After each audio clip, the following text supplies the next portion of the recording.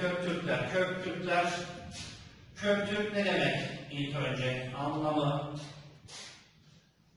adı ve anlamı. Peki arkadaşlar, tarihte ilk devlet kuran bu arkadaşlarmış. Tarihte devlet kuran, yani Türk devletini ilk kuran bunlar mıdır? Türklerin kökü değil mi? Evet. Bence bunlar. Ve tarihte bir hemen şey diyoruz. Golden shot diyoruz. Altın vuruş. Tarihte, daha önceki derslerimizde bahsettiğimiz gibi tarihte ilk Türk devletini kuranlar kimlerdir? Bunlardır.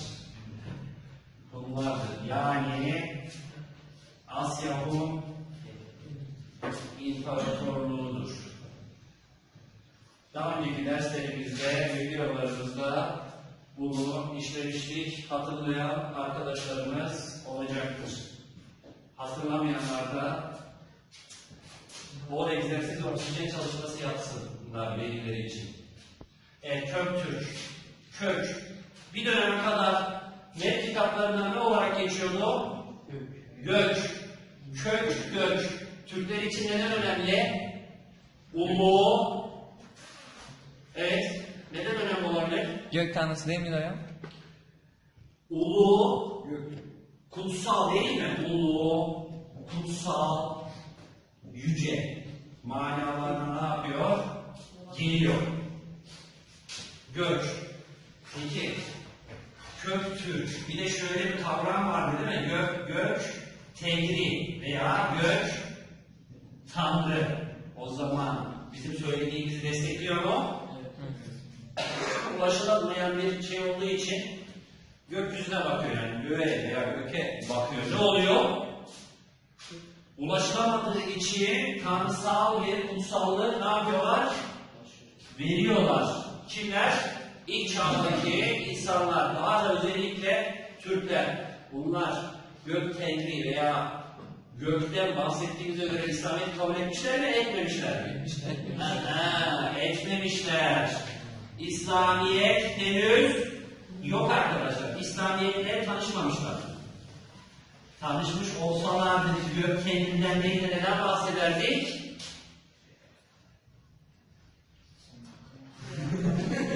Allah kavramından veya da İslamiyet kavramından veya da değil mi benzeri kavramlardan bahsetmemiz gerekirdi.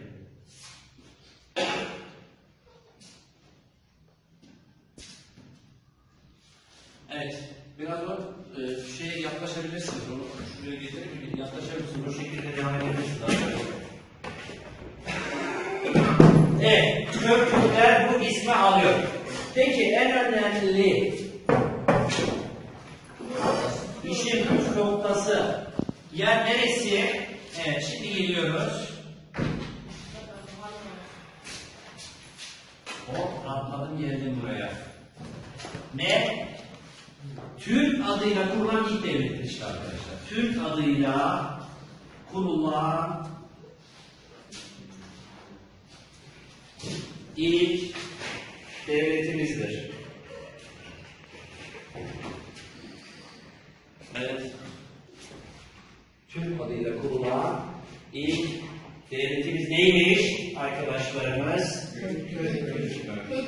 Köktürkler. Peki Köktürkler dedim bak. Köktürk devleti imparatorluğu demedim. Demek ki iki safhaya iki devreye ayrılıyor. Yani iki devlet olacaktır. Öyle mi? Evet. Olarak yardımcı olun işe. Köktürkler deyince aklımıza ne geliyor? Umut? Hocam gök tanrı geliyor. Gök tanrı geliyor. İsim neydi oğlum? Köşedeki arkadaş. Belki. Diğeri gibi sıkışmışsın köşeye. Belki sen ne düşünüyorsun bu konu hakkında? Göktürk hocam. Ha? Göktürkler geliyor. Göktürkler geliyor. Zaten Göktürklerden bahsediyoruz belki. Şeyden mi bahsediyoruz? Tonluğunlarından mı bahsediyoruz? O da arkadaşınız dalgayı karıştırdı. Teoman, Asya Bulu'nun Cillen ilk hükümdarı. Peki, kim? Mumin Kağan desem hatırlar mısınız? İstemi desem hatırlar mısınız? İstemi Yavru, Mumin Kağan desem hatırlar mısınız arkadaşlar? Köktürkler, Mumin Kağan, İstemi Yavru deyince. Evet, hemen direkt Golden Shot dediğimiz uyuma yani, uyuma diyorum sana. Uyuma, altın buluş, soruların gelebileceği, test sınavlarının gelebileceği, test sınavlarında soruların gelebileceği, özellikle klasik ve çoktan seçmeli okul sınavlarındaki soruların gelebileceği bölüm burası aslında. Peki, federal bir sistem vardır. Federal derken federatif bir sistem derken ne kastediyorum? Ne kastediyorum? Arada bana koyacağım. Evet, federatif bir sistem derken durum Ordulu değil mi hocam? ikili sistem, ikili yönetim. Federatif bir sistem, ikili yönetim derken nedir arkadaşlar? Nedir arkadaşlar? Doğu, batı. Doğu ve batı ayrılarak yönetilir. Hocam kuzey ve güney ne yapıyorlar? Kuzey ve güney selam var yok sana. Evet, Doğu ve batı nedir? Ayrılarak yönetilir. Yani şöyle, iki adam vardır burada. Patron kimdir ama? Patron doğudakidir. Yani devletin başındaki kimdir? Doğudaki hükümdardır. Yani Mumin abimiz. Mumin abimiz. Mumin Kağan. Peki batıdaki kim? Arkadaşlar batı ordudur. Batı ordudur. Doğu nedir? Devlettir. Yani devletin kendisi. Devlettir. Yani kimdir? Hükümdardır. Siyasi işlerin görüşüldüğü, tamamlandığı yerdir. Demek ki bu arkadaşlar ikili yönettiklerine göre ya amcaoğulları ya kardeşler.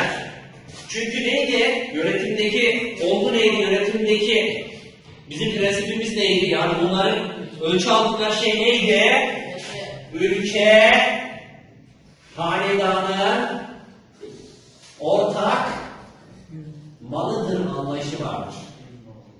Bu sonra nasıl olacaktır? Değişecektir, öyle mi? Evet, değişecektir. Ve bir süre sonra diyecektir ki ülke hanedanın erkek çocuklarının malıdır. Ülke sadece kan bağı olan değil de kardeşler arasındaki bağla yönetilir denilecektir. Çünkü neden? Bir süre sonra taht kavgalarına, karşıtlıklara, devletin kısa sürede yıkılması, devletin kısa sürede yıkılmasına sebep olacaktır bu. Ve bu olayı değiştirmek için ne yapacaklardır? İşte bu kural belli bir süre sonra ülke hanedanın değil de belli bir süre sonra hanedan anlayışında değişikliklere gideceklerdir. Atıyorum çok mükemmel bir devletim ben misal. Köktürk olarak mükemmel bir devletim ama hak sahibi oluyorlar. Mesela nasıl Osmanlı'da oluyor ya mesela. Başta bu anlayış vardır. Türk devletlerinin yapısında bu anlayış vardır. İkinci ders devam ediyoruz. Evet, ikili yönetim arkadaşlar. Burada kalmıştık. Evet. Ne diyeceğiz buraya? Doğu ve batı. Ahmet'in dediği gibi kuzey ve güney değil. Kuzey ve güneyin selamı var Ahmet'e. Ahmet de Eren ne yapıyor? Evet. Doğu. Kim? Hükümdar. Öyle mi? Batı. Ordu. Ordu. Yani batıda kim var? Kardeş. Doğuda kim var? Abi. Nasıl amcaoğlu oluyor ya? Kardeş diyoruz, amcaoğlu nasıl oluyor? Hükümdar, siyasi işler öyle mi? Evet. Ordu, Savaş. yani askeri, savunma ve savaş. Dövüş. Barış ne? Madem atladın Ahmet, barış ne peki İngilizce? Varmış bilmiyorum. Ahmet bu sefer meşhur oldu arkadaşlar. Zoom yap ister. Tam beline kadar zoom yap Ahmet'e. Saygılar hocam. Evet. Bumi ve İstemi. Tarihte böyle kimler var? Bumi ve İstemi. Tarihte örnek vereceğim. Yine bolunu şart yapacağız hareket. Şaplı. Aldın mı? Yine altın vuruş. Ahmet Anla Bey'in Çiftesi Kıt arkadaşlar. Videomu izleyecek arkadaşlar. Ahmetciğin İngilizcesi kıt olduğu için ben Türkçe'de yazıp devam ediyorum. Altın vuruş. Umarım altın vuruşu yapmıyorsunuz Ahmet siz. Hocam altın vuruş yapmış. He.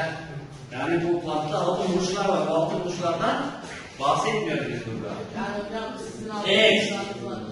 Sevgi biraz. Tarihte ikili yönetim. İkili yönetim tarihte kimlerde var? Başka?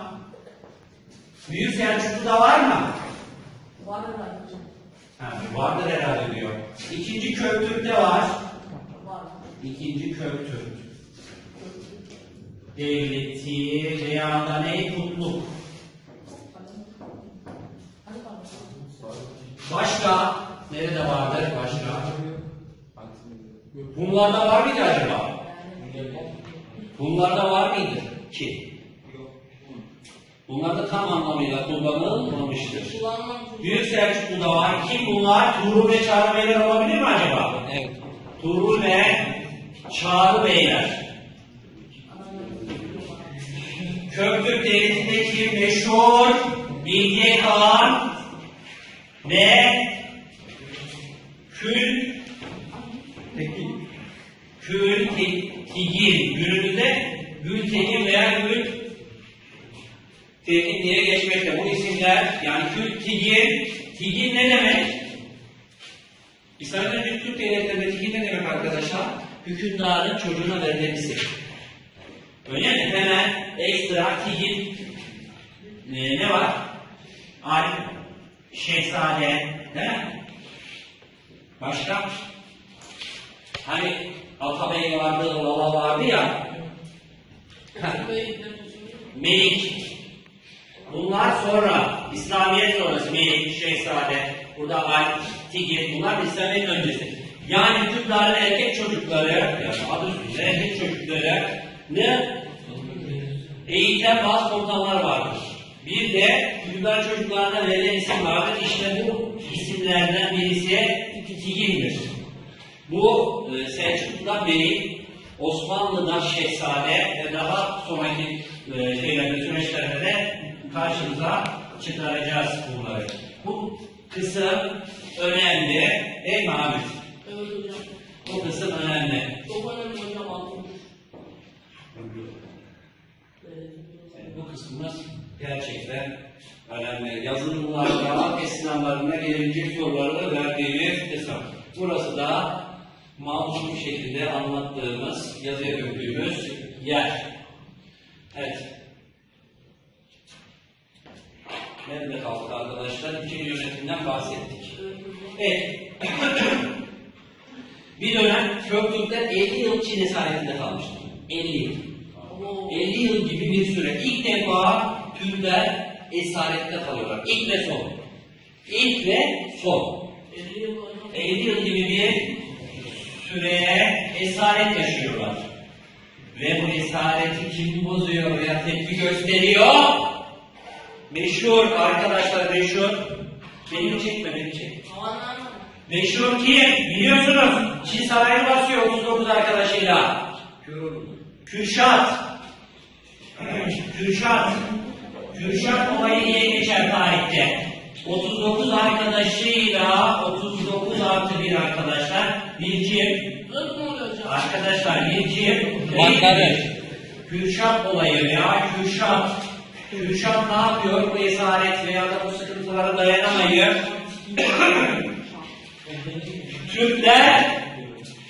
Türkler esarete alışkın insanlar değildir. Bağımsız yaşam arzusu ağır basar diyor ve kendini durduramıyor o dönemde.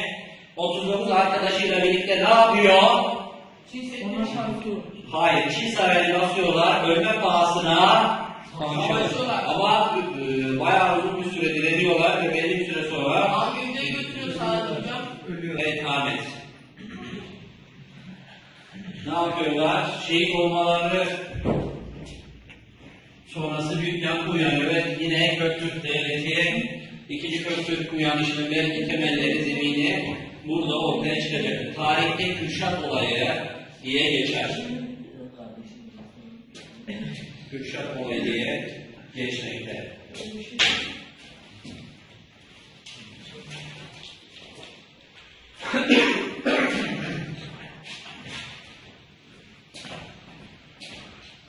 Evet. Şimdi arkadaşlar bu dönemde Göktürk Devlet kökenine baktığım zaman Onluz var. Onluz yıldız demektir yani. Günümüzde yıldız diye geçmekte. Onluz Han dönemleri vardır. Ama en meşhur dönemleri Rumeli İslami ile başlayıp ikinci Göktürk'e kadar devam eden bir süreçtir. O arada kopukluk vardır. 50 yıl gibi bir süre ne yapacaktır? Esaret yaşayacaklardır. Ha şunu unutmayalım. Göktürkler yanlışı düzeltiyorum. Göktürkler Çin Seddi'ni yaptıran devlet değildir. Çin Seddi'ni yaptıran devlet Çin Seddi'ni yaptıran devlet Asya Rum İmparatorluğu veya devletidir. Büyük Asya'dır. Büyük Asya'nın devletidir. Artık Metehan döneminde olmuştur bu. Artık Türk adımlarını kaldıramaz, püskürtemez hale gelmiş Çinliler. Demiş ki bir set ben oluşturalım. O ben şöyle, ben saldırıyorum şöyle arkadaşlar. Ama hocam bir kızıl verme olmuş diyor. Efendim? Çinlilere. Çinliler buradan saldırıyorum. Şuradan geliyorum. Şuradan karşılık veriyorlar. Şuradan saldırıyorum. Bu şekilde arkadaşlar.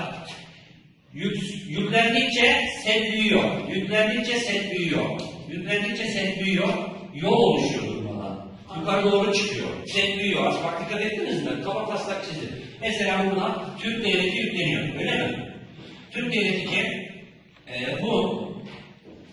bunlar daha sonrasında çizgi yapıldıktan sonra yine Göktürk'te ne yapacaktır?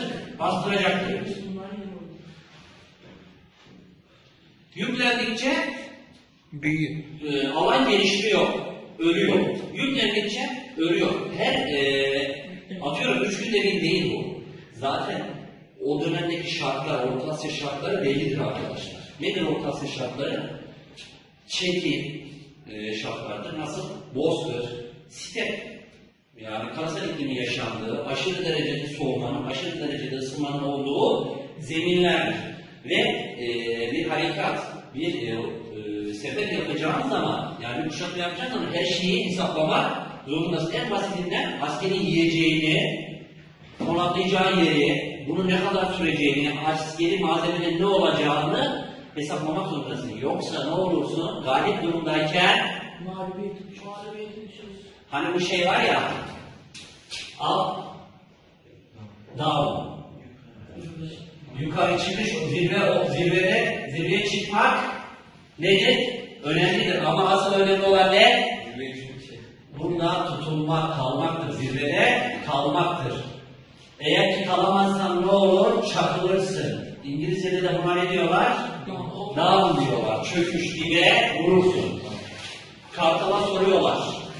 Diyorlar ki nasıl asaletli, asil bir hayvansın, uçuşun, duruşun kendi halinde yükseklere hakimsin. Ne düşünüyorsun? Ben insan olur muyum ki? Böbürlenim, kibirlenim. Asıl diyor, olay diyor, zirvedeyken değil, aşağıda bitiyor diyor. Nasıl diye soruyor diğer hayvan buna. Ben diyor yükseklerdeyken diyor, daha yükseği şey yapmıyorum ki diyor, planlamıyorum ki diyor. Ben diyor yüksekteyken aşağıdaki avımı takip ediyorum diyor. Her an çarpılıp düşebileceğimi de aklımdan çıkarmıyorum diyor. Rivayet edilen bir aktarılan hikayeye göre Kartal'ın söylediği bu. Yani ben insan olurum diyorum ki yükseklerdeyim, böbürleneyim, kibirleneyim. Ben yükseklerdeyken bile asaletimi korurum ama benim yükseklerde gezinmemin sebebi avımı yukarıdan takip etmemdir. Biliyorsunuz kartalların dalışları serttir. Sert dalışları vardır ve daldığı zaman mutlaka 3 dalışta avını alır yani. Av küçükse tek dalışta. Av kendi taşıyacağının daha aşağısındaysa, daha yukarısındaysa ikinci deneme. Kestiremiyor, emin olamıyorsa, rüzgarı saptayamıyorsa bu huylar, bu şeyler, yani bu hasletler, bu özellikler kendinden mi var kartalda? Yaratanın eseri değil mi? Ve bunu nasıl ayarlıyor? O sezgisel motivasyonla ayarlıyor. Üçüncü dalışta ne yapıyor? Alacağını mutlak alıyor. İşte ben diyor ki yükseklerdeyim diye öğrenmiyorum diyor. Her çıkışın bir inişi var. Düşüşü var diyor. Aslında bu kapak gibi, tokat gibi bir cevap insanı oldu. Evet. Hayırdır oğlum, uçacak mı? Aslanın gibi kafanı örttü. Evet. Ne dedik? Kürşat olayından bahsettik. Bağımsız Türkler bağımsız yaşamalıdır dedik. Sonlandırdık. Gel Ahmet. Alalım sağ tarafı.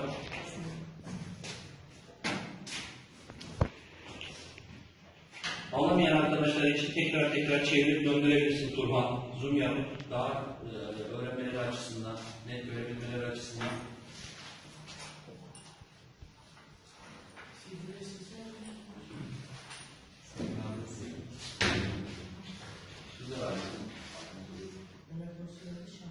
Evet, Ahmet silerken ben üstüne devam ediyorum.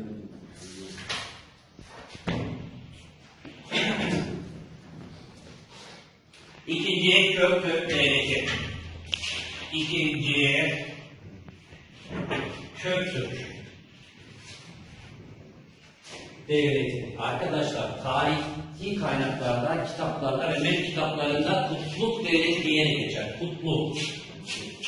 Kutluk devleti diye geçer. Evet arkadaşlar.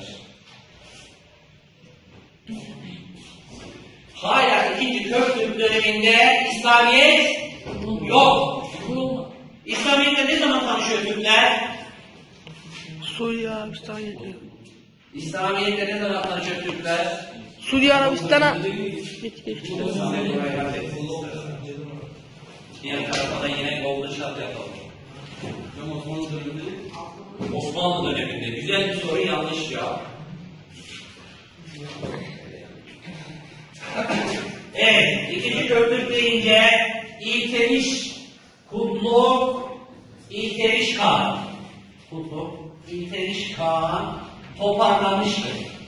Toparladığı için arkadaşlar İlteriş derleyen, toparlayan, bir araya getiren, dağılık haldeki topluluğu, Türk topluluğunu tekrar siyasi bir teşkilat haline getiren kişi demektir. Yani kavramın asıl ana noktası nereden başlıyor? Toparlanmaktan başlıyor. Kurucusu Kutluk diye geçer. Kutluk Kağan derler veya Kutluk İlteriş Kağan derler. İkisini de bilseniz yeter. İlteriş bile görseniz ikinci Köktürk. Bunlardan bir numara. Bunu görsen ikinci Köktürk diyeceksin. Bunu görsen iki numara. Yine ne diyeceksin? İkinci Köktürk diyeceksin. Evet, ikinci Köktürk'teki bizi ilgilendiren şeyler neler peki? Uyanma, uyandır. Uyanma demiyoruz, uyuma diyoruz tabii. Uyuma, uyandır diyoruz.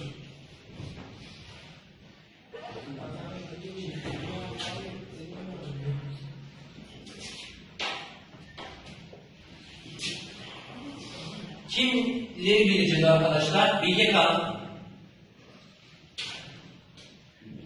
Kültigin, meşhur bir vezir var arkadaşlar. Kim o? Hani Selçuklular Rıza'nın ölmüş. Osmanlı'da Sokulu Mehmet Paşa, Köprülüler dönemi. Peki Köktürk'te, ikinci Köktürk'te, Kutluk Devleti'nde Turhan. Vezir Tonyukuk arkadaşlar. Vezir Tonyukuk. Eğitimi çok fazla değil. Vezir Tonyukuk aslında kökenine baktığınız zaman Çinlidir. Çok benimsemezler ama o kadar bağlılık göstermiş, o kadar benimsemiş ki Türklerin örf adet ananelerine gelenek görenekten o kadar benimsemiş ki bir Türk yönetici gibi ne yapmış? Davranmış. rivayete göre Bilge Kağan'ın o dönemde veya Zülkarneyn'le eşit dönemde yaşadığı söylenir. Bilge Kağan'ı Zülkarneyn denilen peygamber olarak adlandırırlar. Belki o dönemdeki ilk peygamber olarak söyleniyor. Yani rivayet bu. Sadece rivayet. Zülkarneyn'le eş çağdaş dönemde çağdaşı bir dönemde yaşadığı için Bilge Kağan'ın ilk peygamber özelliği olduğunu söylerler. Çünkü Orhun yazıtlarında, Göktürk yazıtlarında şöyle geçer. Aç milleti ne yaptın? Doyurdum. Çıplağını ne yaptım? Giydirdim. İşte gökte gök derinmedikçe yerde yer değil mi? O şekilde bir hitabı var. Burada sosyal devlet anlayışından ne yapıyor? Bahsediyor. Sosyal devlet anlayışını vurguluyor. Evet, biz geri dönelim. Toyukluk'a geri dönelim. Toyukluk, neden toyukluk çok bağlıdır? Bağlıdır kendisi. Çünkü Bilge Kağan Kültigin kendisinden önce ölüyor. O kadar saygı duyuyor ki kendisi yaşıyor tabii ki o dönemde. İkisinin mezarını da yaşarken yaptırıyor. Kendisini de sonra eklettiriyor. Ve ne oluyor? Göktürk yazıtları, Orhun yazıtları, Orhun abideleri diye bahsettiğimiz tarihin ilk yazılı kaynakları ortaya çıkmıyor mu arkadaşlar? Hem tarihsel yönden hem edebi yönden, yani edebiyat çevresince de ne yapar? Çok önem arz eder. Bilge Kağan, Kültigin, Vezir Toyukluk. Bunlar ne yapmışlar? İkili yönetim dedik yine. Aynı ikili yönetim. Birisi ordu değil mi? Devlet ve ordu. Devlet ve ordu yine aynı şekilde yönetilmiştir. Yine Doğu Batı olayı yine burada da vardır. Açıkçası biz buna ne diyoruz? Göreceğiniz şeyler. Federatif. Federal. Arkadaşlar göreceğiniz test sınavlarında. Federal kavramı. Federatif. Doğu Batı. İkili yönetim. İkili yönetim. Gereksiz seslere, hızlamalara gerek yok. Evet, federatif, Doğu Batı, ikili yönetim, belki bir ekstra da kardeş yönetimi. İkili yönetimlerde teşkilat olarak da geçebilir. Tamam? Okey miyiz? Sen okeysin Ahmet, belli zaten. Dilin düştü. Evet. Geleceğim Orhun abideleri. Orhun abideleri denmesinin sebebi Orhun Selanga yok mu? Orhun Selangari var, ırmakları var civarında arkadaşlar. Öyle mi? Heh. Orhun abideleri. Köktürk yazıtları aynı şeyler midir? Köktürk yazıtları.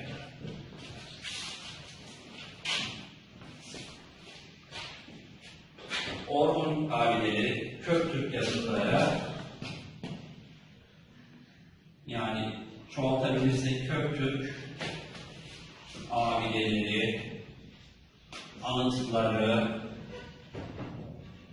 Önemi ne? Peki önemi ne bizim için?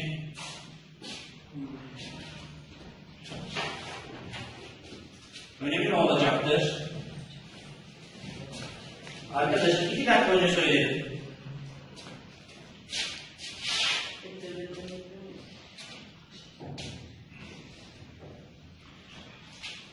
İlk yazılı kaynaklardır. İlk yazılı kaynaklardır. Tarihsel ve edebi yön taşır.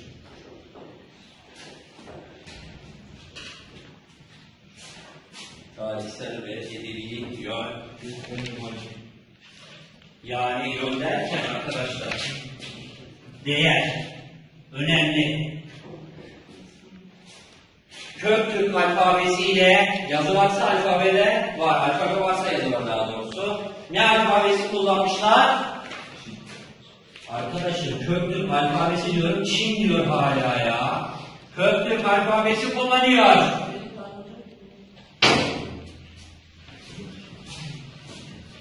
Valla şerif olmaz ama samimi olun biraz hareketlerinizde. Çin alfabesi nasıl olabilir ya? Çinler En çok Türkleri örnek almışlardır. O da iki şeydir. Birisi devlet yönetimi, diğeri de ordudur. Bağımsızlıktan dem vuran bir Türk topluluğu asla başkasının alfabesini alıp kullanmaz. Değil mi İlhan? Kendimizle çelişmeyelim. Evet, ikinci köklük deyince kurucusu Kutluk İlteç Kağan'dır. İkinci denmesinin sebebi devam niteliğine gördüklerindendir. Derneği toparlamıştır. En yeni bir süreyi çok çabuk bir şekilde açığı kapatıp hakimiyetlerine yine ne yapmışlardır? Perçinlemişlerdir. Evet, bu dönemde ikinci köklük devletinin yaptığı önemli işler var veya Romalardan bize kalan en önemli eser Köktürk veya Köktürk addeleri ve Köktürk yazıtlarıdır. Bunlar ilk yazılı kaynaklardır. Edebi diğer taşımalarının yanı tarihsel sürece de açıkçası ne yaparlar? Işık tutarlar. Bunun dışında epigrafi bilimi bununla ilgilenir. Sosyoloji hangi şeyler ilgilenir diye sorarsak bilimler sosyoloji, epigrafi kitabı bilimiydi ya. Eski yazılar inceleyen paleografi ilgilenir arkadaşlar. Epigrafya ilgilenir. Epigrafya. Sosyoloji toplumsal açıdan bakar. Yine arkadaşlar tarih ilgileniyoruz zaten başlı başına tarih. Edebiyat ilgilenir arkadaşlar. Ve dil değil mi? Dil, filoloji ne yapacaktır? İlgilenecektir. Filoloji ilgilenecektir.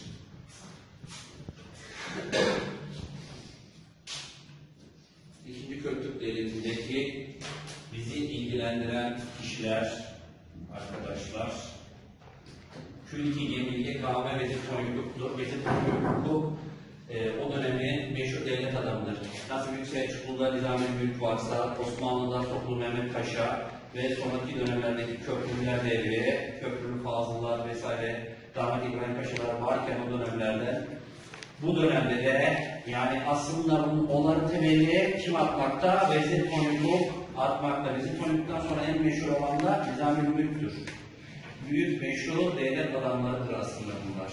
Daha sonra bu kavram nasıl olacaktır? Osmanlı'yla birlikte Sadrazam, Vezir-i Azam veya da namzet adayları olarak ne yapacaktır? Devam edecektir. Yani ad değişecektir, görev, yani ünvan değişecektir, görev yaptıkları görev, icra ettikleri görev ne yapacaktır? Değişmeyecektir. Evet.